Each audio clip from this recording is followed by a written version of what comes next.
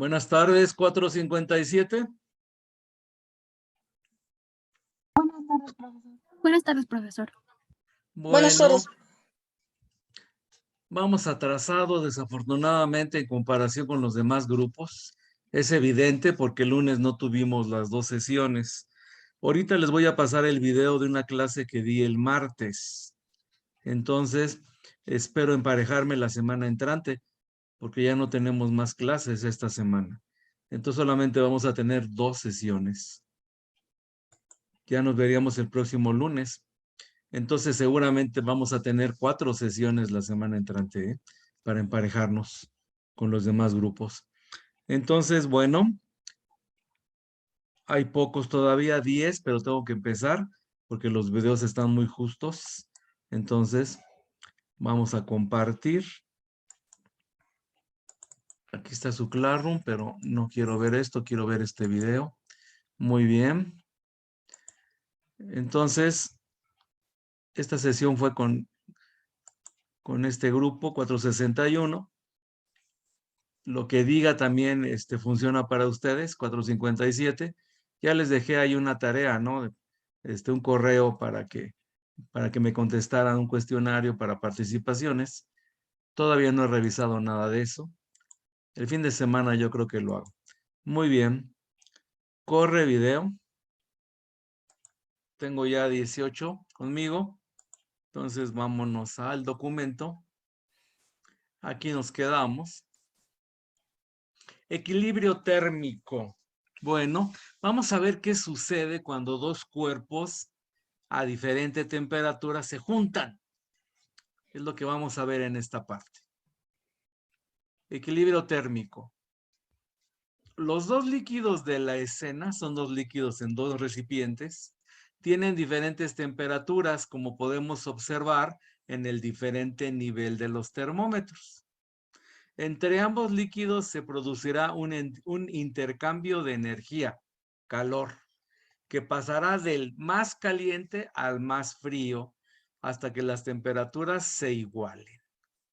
Una vez que se haya producido esta igualación, podremos decir que el sistema ha alcanzado el equilibrio térmico. O sea, cuando ya estén a la misma temperatura. ¿Qué significa eso? Que el más caliente se enfrió y el más frío se calentó. Si trazamos las respectivas curvas de calentamiento y enfriamiento, podríamos comprobar que la temperatura a la que se produce el equilibrio no es necesariamente la media aritmética de las dos temperaturas iniciales. Interviene una propiedad de la naturaleza de los cuerpos, el calor específico, de la que hablaremos más adelante. Bueno, el calor específico es la capacidad para retener calor. Hay sustancias que retienen el calor más fácilmente que otras. Por ejemplo, el agua. El agua retiene muy bien el calor. Eso lo sabemos porque cuando calentamos agua, nos cuesta mucho trabajo calentarla. Se tarda mucho en calentar el agua, pero una vez ya caliente, se tarda mucho en enfriar. Conserva muy bien el calor el agua. En cambio, hay sustancias, hay elementos como los metales que no tienen nada de retención, conducen el calor. Ustedes han visto que si calentamos un metal, se calienta muy rápido, pero si retiro la fuente de calor, se enfría muy rápido el metal. No retiene calor. A esa capacidad de retener calor se le conoce como calor específico. El agua tiene un alto calor específico. Los metales tienen un bajo calor específico. Si repitiéramos la experiencia varias veces, cambiando masas y temperaturas iniciales de los líquidos, veríamos que se producen cambios en el punto de equilibrio y en el tiempo que tardan en alcanzarse. Pero sin ninguna excepción, el equilibrio se produce finalmente. Bueno, ahí vemos una gráfica del lado derecho en donde se ve que las temperaturas de los cuerpos se van igualando con el tiempo. O sea, las dos líneas de diferente color se van acercando cada vez más. Y llega un momento en que van sobre una misma línea. También podemos observar otra particularidad interesante. La variación de la temperatura en las dos sustancias es mayor al principio, cuando la diferencia entre las temperaturas es mayor, haciéndose muy lenta al final, cuando las dos temperaturas son similares. Podemos concluir que el intercambio de calor por unidad de tiempo es proporcional a la diferencia entre las temperaturas de los cuerpos. Esta tendencia de los cuerpos al equilibrio es en realidad la base de la medida de temperaturas. Medir la temperatura de un enfermo, por ejemplo, significa lograr que el termómetro alcance el equilibrio térmico con el cuerpo del paciente. Por otro lado, aunque la proximidad de los cuerpos facilita mucho la posibilidad del equilibrio, la tendencia a alcanzarlo se produce aún a grandes distancias. Para facilitar la distinción entre los líquidos, el más frío, eso es de la gráfica, el más frío se ha dibujado en color verde, no se ve ahí color verde, y el más caliente en color azul. Supongo que el verde es la línea curva de abajo. También se ha respetado el mismo criterio de color en las gráficas. La temperatura inicial, bueno, ahí se ve a final de cuentas que las temperaturas se van pareciendo mucho. Muy bien. Ahora, chequen, aquí están diciendo algo del termómetro. ¿Qué es un termómetro? Es un aparato que mide temperaturas. Pero, ¿qué es lo que hace un termómetro? Chequen. Yo pongo el termómetro en contacto con el cuerpo que quiero medir. ¿Y qué sucede? Pues a final de cuentas, el termómetro y el cuerpo van a llegar a la misma temperatura. Después de un tiempo, evidentemente, no es automático. Entonces, por eso es que los termómetros de mercurio se colocan en la axila, por ejemplo, y se espera un tiempo. Ya después de un ratito, se retira el termómetro y se ve lo que mide. Y esa temperatura es la del cuerpo que estoy midiendo, pero también la del termómetro mismo, porque llegó al equilibrio térmico, a la misma temperatura del cuerpo que estaba midiendo. Por lo tanto, cuando yo leo la temperatura en un termómetro, estoy leyendo la temperatura del termómetro. Entonces, hay una definición muy curiosa del termómetro, que es: el termómetro es un aparato que mide su propia temperatura. Vámonos a abajo. Transmisión y efectos de calor. ¿Cómo se transmite el calor? Creo que ya lo había mencionado, pero aquí está un poquito más explicado. El calor puede propagarse de tres formas: conducción, convección y radiación. En muchos casos, los tres medios obran simultáneamente, pero cuando se trata de cuerpos sólidos en contacto, predomina la conducción. Si se trata de fluidos en contacto, predomina la convección. Y si se trata de cuerpos distantes entre sí, predomina la radiación. En el caso de la conducción, ahí está una ilustración del lado derecho. No todos los cuerpos se comportan igual. Los metales son buenos conductores y la lana o la madera transmiten muy mal el calor, por lo que se usan como aislantes. Por eso, cuando tocamos una superficie metálica y otra de madera, ya lo mencioné hace rato, ambas a temperatura ambiente, la superficie metálica parece más fría. Como nuestro cuerpo está más caliente, transmitimos continuamente calor que se reparte por todo el metal. Sin embargo, como la madera es mala conductora, en cuanto la tocamos, basta con que la superficie en contacto con nuestra mano se equilibre con ella, aunque el resto de la madera continúe aún fría. Y ahí está el dibujo a la derecha. En la conducción, el calor fluye de la zona más caliente a la más fría. La más caliente se representa con rojo, la más fría con azul, por intercambio de energía entre las partículas en contacto. La convección, a ver la revista que dice, podríamos preguntarnos si el sol nos transmite calor. Ah, no, eso ya es radiación. Entonces vamos a seguir aquí. La convección es responsable de fenómenos atmosféricos como las tormentas, que se producen cuando existe mucha diferencia de temperatura entre capas inferiores y superiores de la atmósfera. El ascenso del aire húmedo y caliente arrastra el vapor de agua que se condensa al llegar a zonas más frías.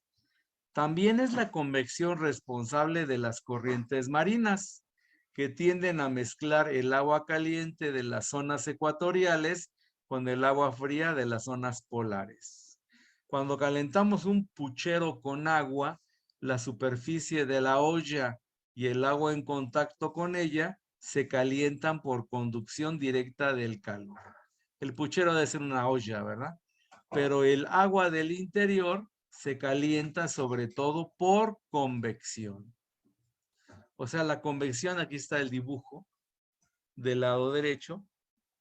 En la convección, el fluido caliente tiende a mezclarse continuamente con el frío en forma de corrientes de material. Cuando el líquido se calienta, el que está más en contacto con la flama, se eleva, flota, se va para arriba y el líquido que estaba arriba debe cubrir ese espacio. Por eso se forman corrientes. Y a esas corrientes se les conoce como corrientes convectivas o corrientes de convección. En cuanto a la radiación, no tenemos más que acercar las manos a una bombilla, a un foco, no un tubo fluorescente basado en otro principio. Si ustedes acercan la mano a un foco normal, se siente caliente cuando está prendido. En cambio, un tubo fluorescente no lo es, porque usa otra propiedad para encender. Para comprender el papel calorífico de su emisión, hagamos constar que la energía radiante se transmite por el vacío, haciendo posible que nos llegue luz y calor del sol. Todos los cuerpos emiten energía radiante, aunque los cuerpos fríos lo hacen de forma imperceptible. Nosotros también radiamos energía. Todos los cuerpos radian, tanto por su baja intensidad de emisión como porque la emisión es de tipo infrarrojo, invisible a nuestros ojos. Las llamadas gafas de visión nocturna son sensibles a este tipo de radiación, haciendo posible ver a los seres vivos en un ambiente totalmente oscuro. Ahora sí, vámonos arriba. Podríamos preguntarnos si el sol nos transmite calor por radiación, ¿no tendría que calentarse la Tierra hasta que alcanzara la misma temperatura del sol? En realidad, esto no ocurre por la propia emisión de radiación de nuestro planeta, o sea que la Tierra también está radiando energía. Recibimos la misma cantidad de energía solar que emitimos nosotros al espacio, manteniéndose así la temperatura terrestre aproximadamente constante. Eso ya no está pasando con la contaminación, con todos los gases que tenemos. Estamos haciendo un efecto que se conoce como efecto invernadero. Parte de la energía que debería salir, que deberíamos radiar la Tierra, se regresa por los gases. ¿Y qué sucede entonces? Pues que la Tierra se calienta cada vez más y más. Eso es el efecto invernadero. Y eso es lo que está aumentando la temperatura de la Tierra, lo que está calentando el planeta, lo que está derritiendo los polos.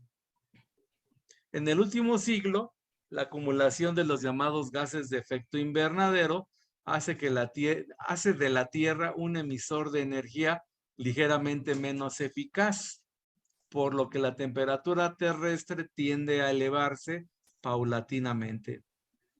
En el epígrafe, para saber más, al final de la quincena, bueno, eso ya es del curso aquí de los españoles, explicamos más detenidamente este problema. Y ahí están las imágenes que ya vimos. Nada más no vimos la última. Dice, en la radiación, los cuerpos emiten parte de su energía térmica como ondas electromagnéticas. Esta emisión se hace normalmente en ondas infrarrojas invisibles, pero cuando la temperatura es alta, se llega a emitir radiación visible. El hierro al rojo, por ejemplo. O también las brasas de carbón, ¿verdad? Que se ven amarillas, se ven naranjas, rojas, ¿no? Cuando tienen alta temperatura. Sigamos. Dilatación de los cuerpos sólidos. ¿Qué pasa cuando un cuerpo se calienta? Se dilata, aumenta su volumen. Cuando se enfría, se contrae, disminuye su volumen.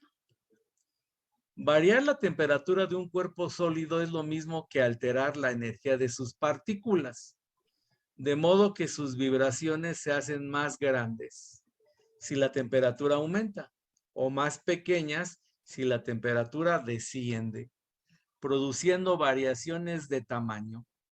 La dilatación puede afectar a su longitud inicial L0 o su superficie inicial S0 o su volumen inicial V0. En todos los casos, la variación es proporcional a la magnitud inicial y al incremento de la temperatura delta T. Estas son las ecuaciones correspondientes. Bueno, no le hagan mucho caso. No vamos a ver con profundidad lo que es dilatación en cuanto a las fórmulas. Los coeficientes de dilatación lineal, superficial y cúbica dependen de la naturaleza del objeto. ¿Qué significa eso? Que dependiendo de qué esté hecho el objeto, puede dilatarse o contraerse de forma diferente. Los metales se dilatan mucho, se contraen mucho con el cambio de la temperatura. Hay materiales que no lo hacen tanto.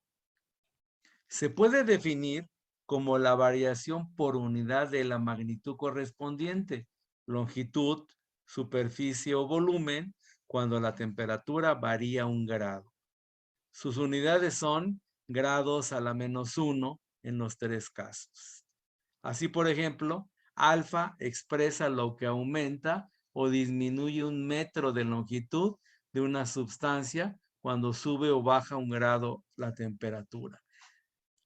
Lo que sucede es que cuando un cuerpo se calienta o se enfría, aumenta su tamaño o disminuye. Pero, por ejemplo, con una regla, si tuviéramos una regla metálica, pues ahí lo que se ve más evidente es la longitud, ¿verdad? Porque no es muy grueso, aunque también aumenta la forma de su grueso, ¿no? Pero en general domina ahí la longitud. Si tengo una tapa, por ejemplo, metálica, pues yo puedo ver cómo aumenta su superficie, ¿verdad? Pero si tengo un cuerpo con un volumen más definido, yo puedo ver que aumenta en las 3 dimensiones, alto, largo y ancho. Estos coeficientes no son independientes entre sí. De modo aproximado, se puede afirmar que para un mismo cuerpo, beta es igual a 2 alfa, mientras que creo que este símbolo es sigma, es igual a 3 alfa, no recuerdo bien las letras griegas. De esta forma, conociendo el coeficiente de dilatación lineal para una sustancia, podemos determinar automáticamente los coeficientes de dilatación superficial y cúbica. Aquí hay una tabla del lado derecho en donde están los coeficientes de dilatación. y chequen que son diferentes dependiendo de cada material. Aquí la mayoría son metales. Luego dice, como observamos en la tabla de la derecha, los coeficientes de dilatación son en general bastante bajos, haciendo falta considerables variaciones de temperatura para que las alteraciones de tamaño se perciban fácilmente. Por ejemplo, una viga de hormigón de 10 metros de longitud aumentaría 1 milímetro su longitud con un aumento de temperatura de 10 grados Celsius. Dense cuenta que no aumenta mucho, pero sí es importante. Me imagino que han visto los rieles del tren o del metro que tienen ciertos tramos una separación. Esa separación es cuando hace mucho calor para que tengan espacio para aumentar su tamaño. Porque si no les pusiéramos una distancia de separación, cuando aumentara la temperatura, aumentaría el tamaño y chocarían, se deformarían los rieles. El carácter lineal de la dilatación de muchos cuerpos sólidos y también de muchos líquidos hace que la dilatación de las sustancias una excelente propiedad termométrica. Y bueno, esto viene a colación del mercurio. Usamos el mercurio porque es un metal y es líquido. Y podemos aprovechar que se dilata o se contrae con el cambio de temperaturas. Y esa propiedad la utilizo en los termómetros. Es decir, podemos comparar las diferentes temperaturas entre cuerpos iguales a partir de una comparación de sus tamaños. No todos los materiales se comportan de esta forma tan lineal. Si calentamos un trozo de madera, se dilatará y si la enfriamos, posteriormente se contraerá. Sin embargo, difícilmente volverá a tener el mismo tamaño del principio, aunque la temperatura sí que haya vuelto a su nivel inicial. Se deforma la madera. En la tabla se registran los coeficientes de dilatación lineal de algunas sustancias. Es fácil percibir que este coeficiente es bastante diferente entre unas y otras. Notemos que, por ejemplo, como el hierro es capaz de dilatarse 3000 veces más que el cuarzo. Estas diferencias son los responsables de que en lugares con cambios extremos en las temperaturas se produzcan desajustes entre piezas del mobiliario hechas con materiales diferentes. Por ejemplo, marcos y vidrios de las ventanas. Pero también hay que tener en cuenta este coeficiente a la hora de diseñar algunos instrumentos de precisión. Un telescopio con óptica de cuarzo se dilatará unas 18 veces menos que otro con lentes de vidrio ordinario y será, por tanto, mucho más preciso para la observación astronómica, ya que se alterará muy poco durante las bajadas nocturnas de temperatura. O sea, que si aumenta o disminuye mucho la temperatura, el vidrio se dilata más, mucho más que el cuarzo. Por lo tanto, pues no medirá tan precisamente, ¿verdad? Como el cuarzo, que no se dilata tanto. Muy bien. La dilatación de los cuerpos. Ahora vamos a ver en fluidos. Los fluidos son los líquidos y los gases. En los líquidos y gases solo tiene sentido hablar de la dilatación cúbica del volumen, puesto que carecen de forma propia y se adaptan a la vasija, o sea, al recipiente que los contiene. En el caso de los líquidos es preciso que tengamos en cuenta la dilatación del recipiente. También hay que tomar en cuenta el recipiente. El líquido experimentará una dilatación aparente que será igual a la dilatación real menos la del recipiente. Si utilizamos un material con un coeficiente de dilatación mucho más bajo que el del líquido, podemos despreciar la dilatación de la vasija, del recipiente. En caso contrario, hay que tenerlo muy en cuenta, como ilustramos en la imagen de la derecha. Bueno, esto simplemente dice que siempre es mejor tener vasijas, recipientes, que se dilaten poco en comparación con el líquido que contiene, para que no influya, pues, mucho en las medidas. Es conveniente señalar el fenómeno de la dilatación anómala del agua. Eso es interesante. Esta sustancia tiene su máxima densidad a 4 grados Celsius de temperatura, el agua. Si enfriamos el agua por debajo de esa temperatura e incluso la congelamos, su volumen aumenta en vez de disminuir. Una vez que está solidificada, se recupera la normalidad. Es decir, el hielo a menos 10 grados Celsius presenta mayor volumen que el hielo a menos 30 grados Celsius. Por encima de los 4 grados Celsius, el agua también se dilata normalmente. Gracias a esta rareza del agua, las profundidades de los mares se encuentran a 4 grados Celsius. La presión obliga al agua a buscar su temperatura de máxima densidad. También los témpanos de hielo flotan en el agua debido a su dilatación anómala. Ahora voy a explicar esto es interesante. Aquí voy a usar la plumilla del Zoom. La dilatación anómala del agua es importantísima para la vida en la Tierra. Y voy a explicar por qué. A ver. Aquí voy a aplicar, aquí en este espacio. Entonces, vámonos a la plumilla del Zoom. Y aquí, si yo tengo un recipiente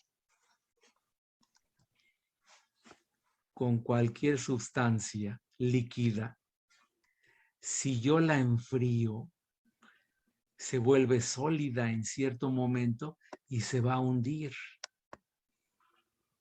Eso pasa con todas las sustancias, excepto con el agua. ¿Qué sucede cuando se congela el agua? Se forma una costra de hielo. Aquí, esto es hielo. Y flota con respecto al agua, no se hunde. Y además el hielo es un buen aislante. Entonces, mientras el hielo se encuentra a 0 grados Celsius, el agua adentro, por debajo del hielo, se encuentra a 4 grados Celsius y eso permite que la vida exista. Si se hundiera el hielo como todas las sustancias, pues todo lo que está adentro se moriría, se congelaría. Entonces, esta dilatación anómala es importantísima para que haya vida en la Tierra. Muy bien, borro. Entonces, seguimos leyendo.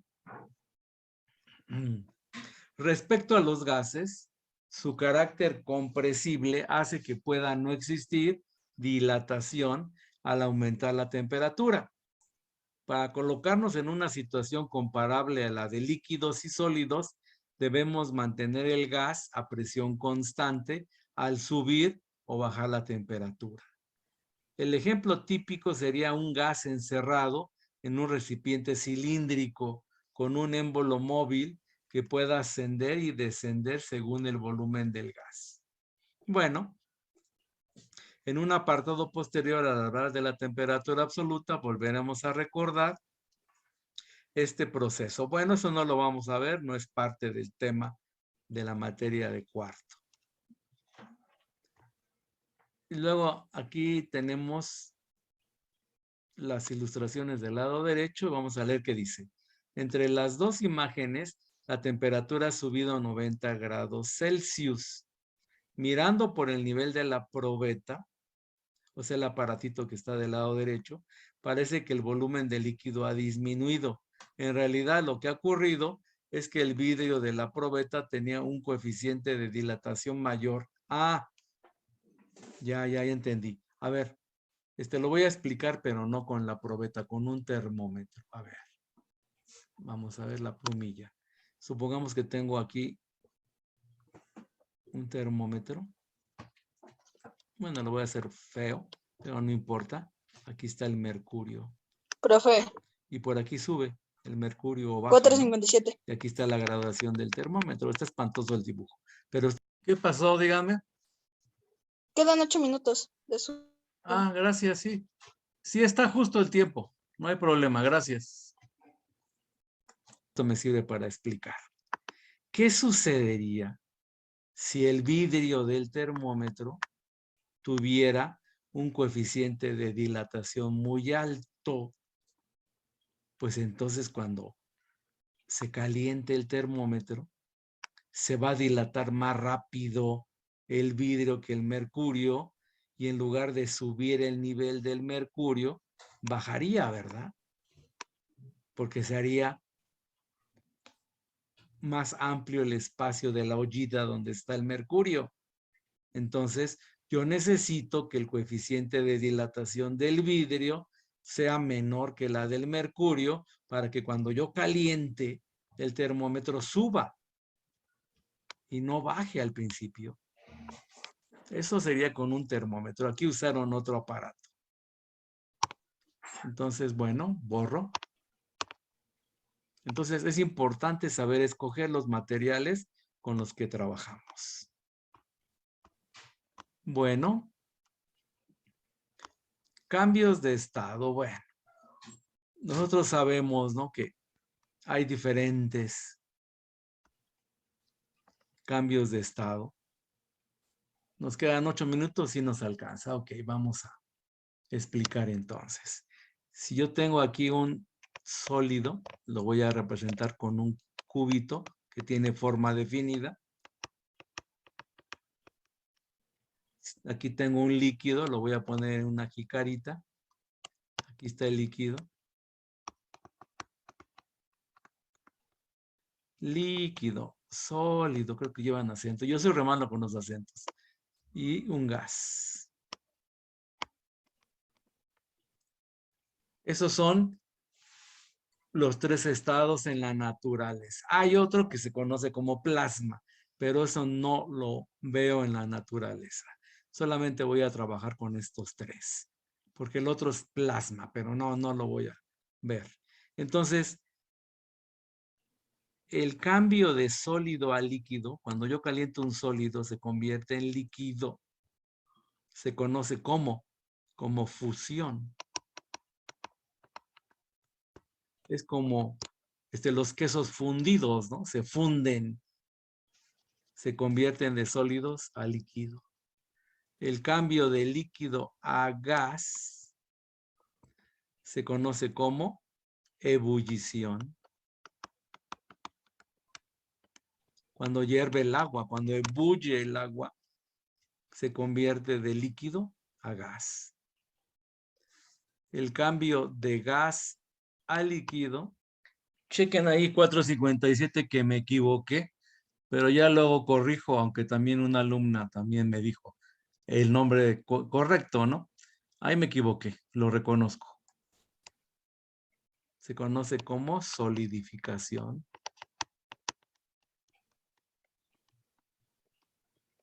Y en algunos textos usan el término congelación.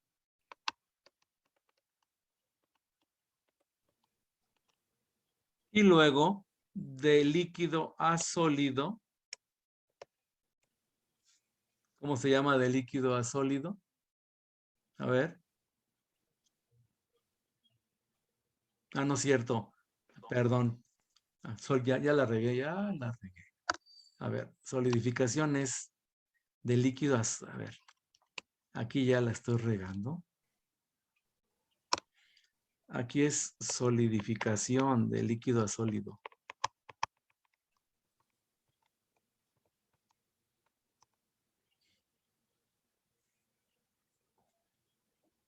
Y luego me falta de gas. ¿Ese líquido no es condensación? Sí, condensación, sí. Ya la estoy agregando aquí. Sí, condensación, todo por hacerlo de memoria.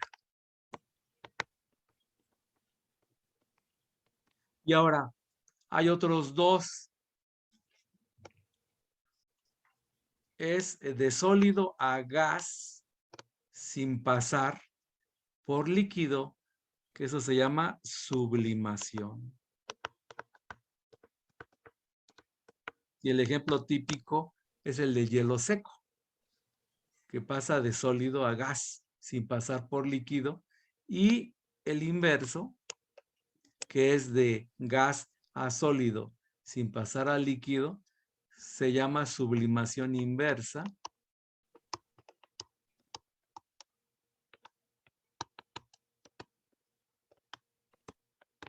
O también algunos textos le llaman cristalización.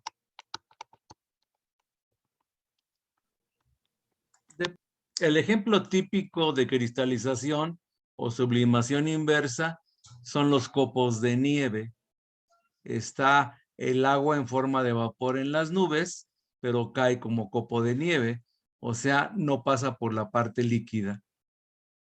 Depende de los textos que vean. Y una disculpa, pero siempre la riego cuando quiero hacerlo de memoria. Entonces, esos son los nombres de los cambios de estado. Vamos a ver qué nombres usa el libro. Este libro es español, seguramente hay alguna variación.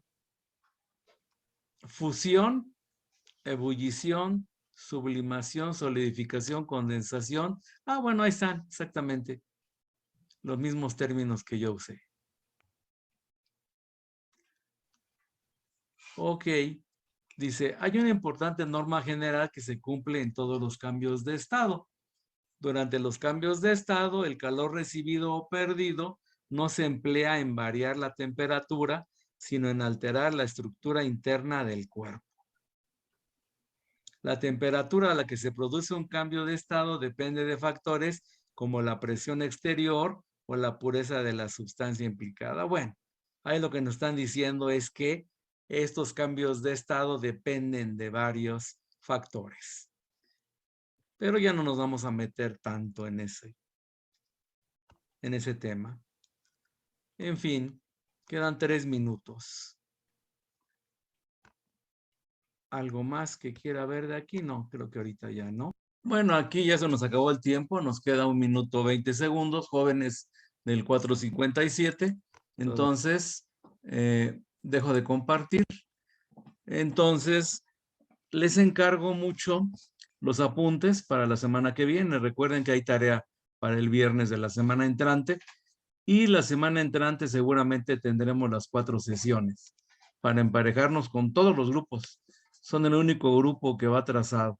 Y ya saben por qué. El lunes tuvimos 2 sesiones que, bueno, no tuvimos 2 sesiones. Y con los demás sí tuve 3 sesiones en la semana. En fin, bueno, jovencitos, ya no hay tiempo para que me pregunten. A ver, rápido, Guevara, rápido, antes de que se me acabe el tiempo. Profesor, Dime. ¿podríamos hacer un resumen de todos los conceptos que vimos o tenemos que poner exactamente todo lo que vimos? No, resumen, está bien así. Ok. Ok, gracias. Jovencitos, ya se fue el tiempo. Entonces, en principio, nos vemos el lunes. 2 sesiones tenemos. Hasta luego. Gracias. Vale, profesor. Gracias, Hasta luego. Gracias.